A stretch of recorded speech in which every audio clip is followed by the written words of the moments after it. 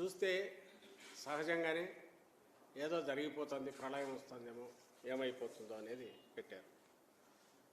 కానీ ఇది ప్రకటన అనడం నేను తప్పు. ఎక్కడ కానీ పొరపాటున మీరు గమనిస్తే అడ్వర్టైజ్మెంట్ అని కానీ ఎవరు ఇష్యూ చేశారో లేదు తెలియదు.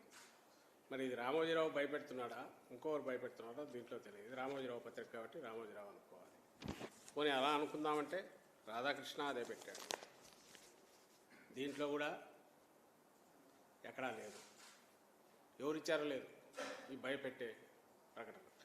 కింద చంద్రబాబు ఉన్నాడు కాబట్టి, ఈ గుర్తులు ఉన్నాయి కాబట్టి ఇది వీళ్ళు ఇచ్చారని అనుకోవాలి. ఏం రాశారంటే దీంట్లో, మీ భూమి మీది కాదు, ల్యాండ్ టైటిలింగ్ చట్టంతో జరగబోయేది ఇదే, జగన్ దుర్మార్గ చట్టంతో కింద కొన్ని, మళ్ళీ బాబుని రప్పిద్దామని అన్నారు. వీళ్ళ దిక్కుమాలిన దీనిల కోసం ఏ రకంగా ఎక్కడికి జారుతుపోతున్నారనేది చూడాలంటే ఇది ఒకటి. దీంట్లో ఇచ్చారు, ఇది జనరల్ పత్రిక ప్రకటన. ఎక్కడ కానీ ఎవరు ఇచ్చారో లేదు, అడ్వర్టైజ్మెంట్ అనేది లేదు. ఒక్క ఈ పత్రికలో మాత్రమే వాళ్ళ పాలసీ అనుకుంటా అడ్వర్టైజ్మెంట్ అని ఉంది, రాశారు. ఇష్యూడ్ బై తెలుగుదేశం పార్టీ అని ఇక్కడ ఉన్నారు. అంటే నేను ఇదే దీంతోనే ఎందుకు మొదలు పెడుతున్నా అంటే, ఒకటి దీంట్లో ఉన్న కంటెంట్, వీళ్ళు మనుషుల పిశాచాల, రాక్షసులు కూడా కాదు. ప్రజల జీవితాలతో ఎందుకు ఆడుకోవాలనుకుంటున్నారు? ప్రజల జీవితాలతో, రాష్ట్ర ప్రజల జీవితాలతో ఏమాత్రం ఎంతో కొంత ఆస్తి ఉన్నా, స్థిరాస్తి ఉంటే వాళ్లను భయపెట్టి భయభ్రాంతులను చేసి వాళ్ళు అనుకున్న రకంగా ఏదో సాధించాలనే దాంతో ఆ దుగ్ధతో ఇలా చేసినారని ఇక్కడ అర్థమవుతుంది. మీకే గమనిస్తున్నారు, తోడేళ్ళు పైనంతా. కిందేమో కూటమి అధికారంలోకి రాగానే ల్యాండ్ టైటిలింగ్ యాక్ట్ చట్టం రద్దు, కింద చంద్రబాబు ఫోటో.